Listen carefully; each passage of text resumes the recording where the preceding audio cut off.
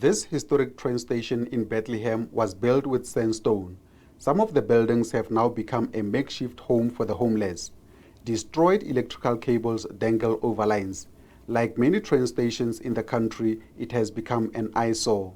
What used to be a lucrative and trusted mode of transport for goods and passengers has ground to a halt. Road transport has taken a lead, creating a lot of congestion on South African roads. I've seen the train station for a long time, and I've seen it get to waste just by street kids or addicts, drug addicts, and so on and so on. So that thing also made unemployment to rise in our hood. And if it like station, it was open. The station was open.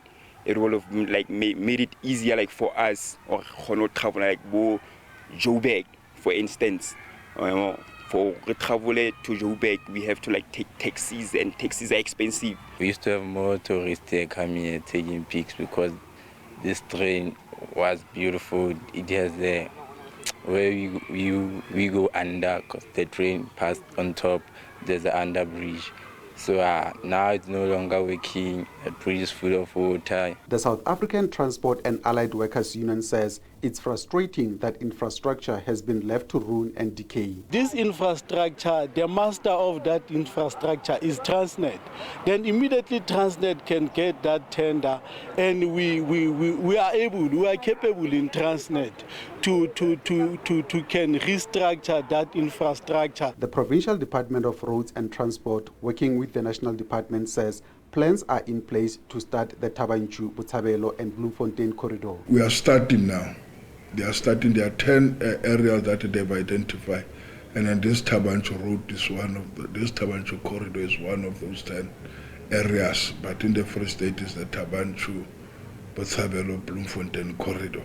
So they are still making their feasibility studies and see how best can we revive. But I think that is the only route we must take in ensuring that we save our roads, we remove everything in our roads, and then we will also reduce these accident fatalities that are happening in our roads. Will be reduced, because now if I want to go to Botshabelo or if I want to go to Tabanchu, the mode is the car. The ruling ANC has for many years been speaking about the resuscitation of the railway network, which can help reduce traffic on the national roads. We believe that with the energy that is in place currently, we'll be able to resuscitate that rail network that is so depleted. And of course, some of these scrap metals industries have contributed to that. We shouldn't hide it, because people are stealing all the network and destroying it. The revival of the rail network can have positive spin-offs for the whole country and reduce the damage to the roads. The small towns that have been neglected, you name your Bethlehem in Free State, you name your Paris, you name your Sasolburg, where they used to have a flourishing rail lines. If we can resuscitate them, then we are actually going to create job opportunities, and those small towns definitely will have an inch in terms of how they improve and how they create employment. As the country grapples with a high youth unemployment rate, it remains to be seen when these buildings will be renovated and returned to their former glory. Ishmael Mudiba, SABC News, Bethlehem.